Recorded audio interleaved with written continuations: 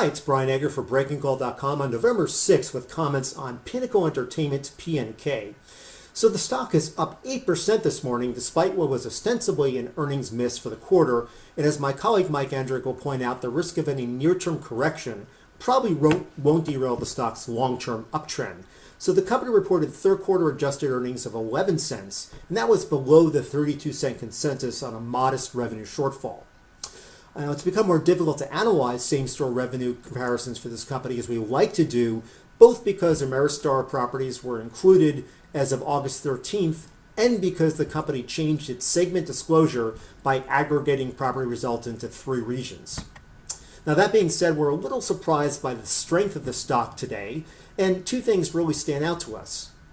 Number one, there were some positive developments in this quarter. The company's Lake Charles, Louisiana property is doing very well. EBITDA margins are up at Pinnacle's new Baton Rouge casino, and industry-wide regional gaming comps were certainly stronger in October than September.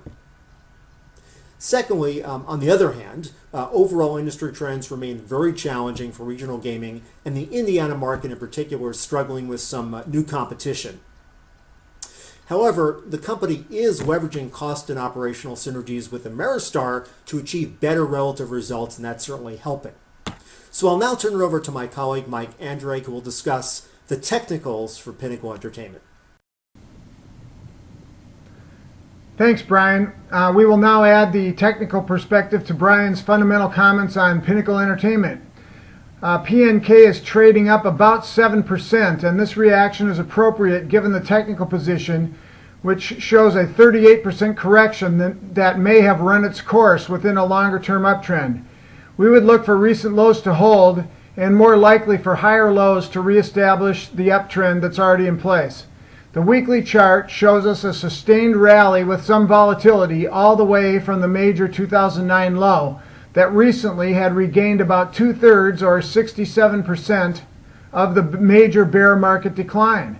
The stock encountered natural technical resistance and a modest correction ensued. Longer term overhead resistance to watch now in the weekly chart is in the 26 to 29 area, but given the modest correction and technical action, a retest of the major highs near $37 seems quite likely longer term. Switching quickly to a daily view, logical support levels to watch are the recent correction low at 2240, which was just over a 38% retracement, which given today's strong bounce, we expect to hold.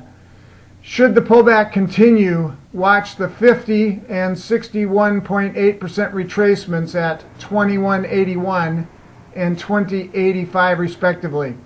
We frankly expect higher lows, but the uptrend remains intact, worst case, above the 61.8% retracement at 2085.